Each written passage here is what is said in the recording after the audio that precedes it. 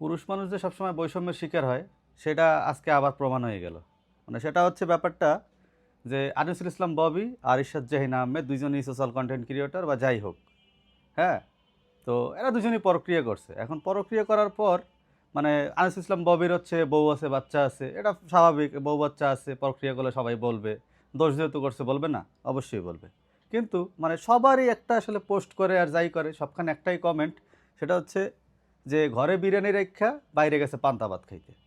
হ্যাঁ, বেডা মানুষ এমনই, বেডা মানুষের চরিত্র সমস্যা, বেডা মানুষ ঘরে কি বিরিয়ানি রেখা বাইরে পান্তা ভাত খাইতে যায়। আর আমার কথা হচ্ছে যেই বেডি জানে যে এর বউ আছে, বাচ্চা আছে, এই সংসার করতেছে, তাহলে তুই বেডি যদি ভালোই হয়ে থাকো তাহলে তুই কেন ওই বেড়ার লাগে গেলি?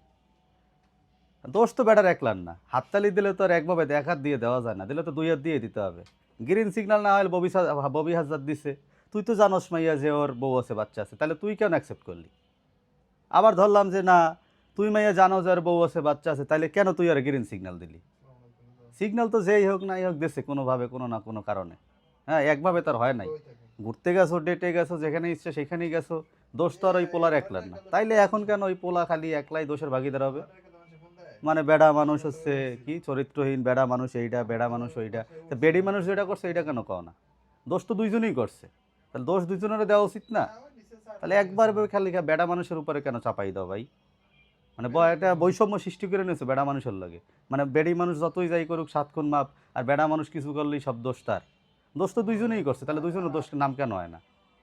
এই কয়দিন আগেও রাফসান শাহ বাবা আর হচ্ছে এই যে কি সেভার, হেরা বেড়া ডাকাম করে বই আছে, হ্যাঁ না ওই কি কাইল্লা কাইল্লা কাইল্লা, ঠিক আছে কাইল্লা করছে। তাহলে জেফার তুই তো সুন্দর আছিস, তাহলে তুই সুন্দর সুন্দরী, তা তুই কেন করছো? তাহলে জেফারের কোনো দোষ নাই, সব দোষ রাফসানের।